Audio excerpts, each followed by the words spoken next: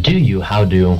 Beautiful lords and ladies of the room. This is This Week in Gaming for the week of March 3rd. Manny Roman with me as always. Man with gold locks, right a minute. Hey, Manny. It's, Hey, Manny. it's just good to just hang out with you in Discord for a good, hour, 2 hours doing these. It's a fun time. Yeah, it's a little intimate time with my friends. Exactly. Nothing wrong with that. No, nothing at all. What are we talking about today, Manny?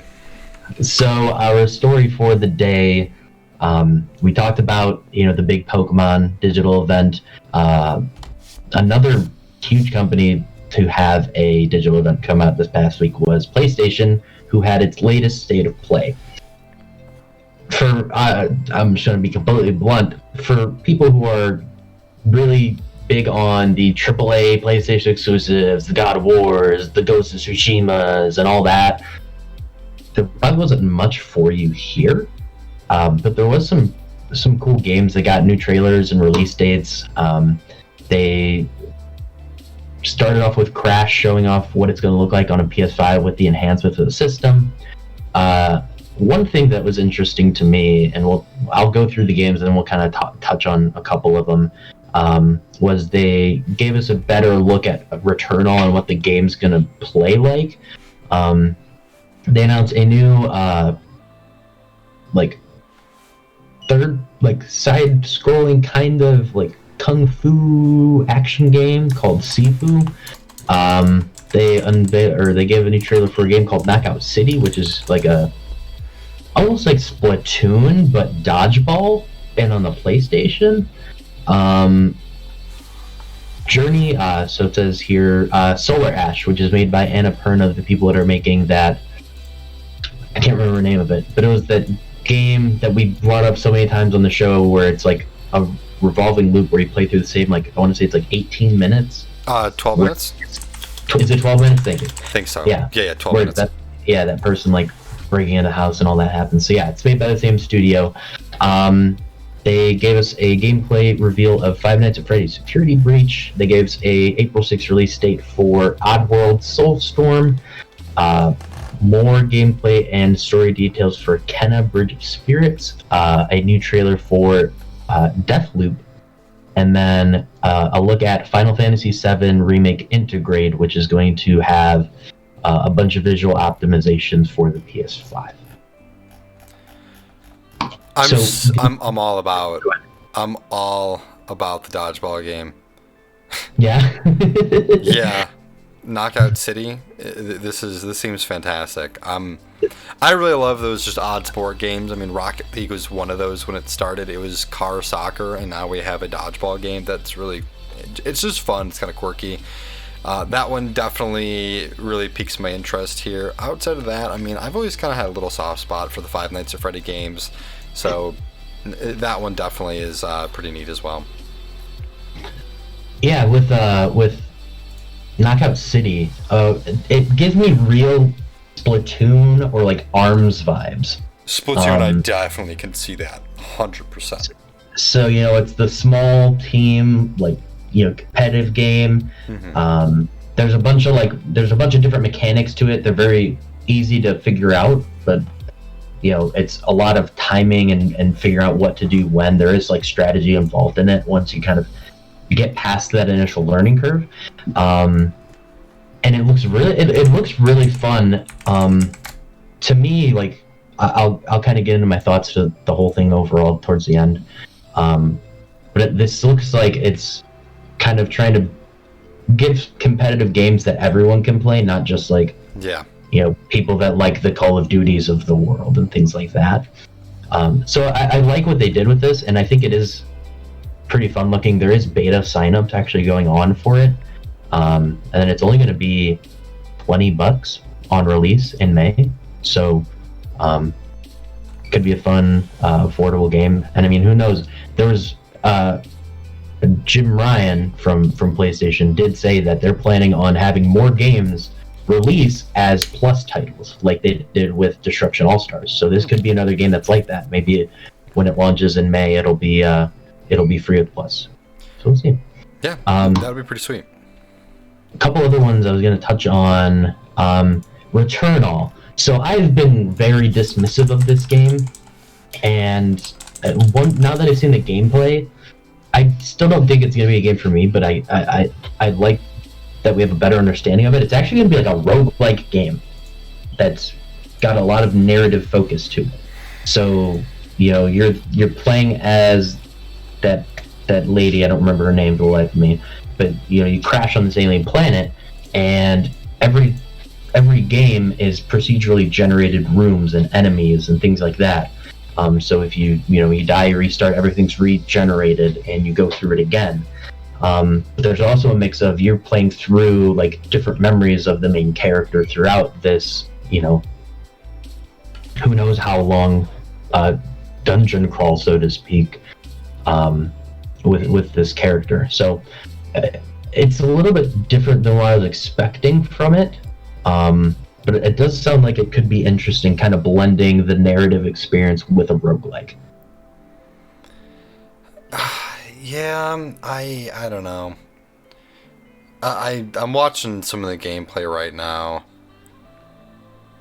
It gives me very like poor Destiny vibes with a little bit of Gears of War. I don't know. Yeah, I'm not really feeling it myself. It's cool. I do enjoy the whole randomly generated setup to it. It really gives it a lot more replay value. Yeah, I don't know. I'm not feeling this one. I understand why you weren't either.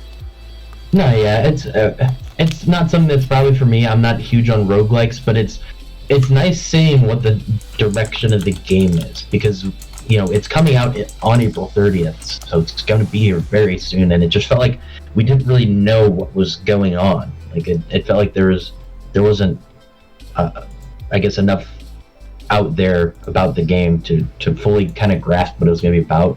So it's nice knowing what the game's direction is going to be, at least. So for those of you that are into roguelike games and into very fast-paced combat, this could be something for you.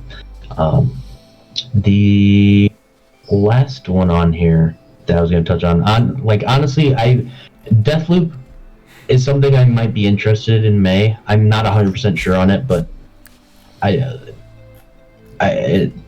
know. I'm on the fence about it. I'll just say that. I don't know. There's something that bugs me about the game, and I don't know if it's the saturation of it. There's something about the visual that I just hate about this game, and I don't know why. Because it kind of looks like Fallout a little bit. And I just really do not enjoy the visual of this game. I mean, it's Bethesda, so I don't know, man. No worries. So the last one I was going to mention was Kennen Bridge of Spirits. That was another one that I haven't really seen tons of gameplay on yet, and they released an actual pretty decently length gameplay trailer. It was actually only 3 minutes long, but it was very meaty 3 minutes.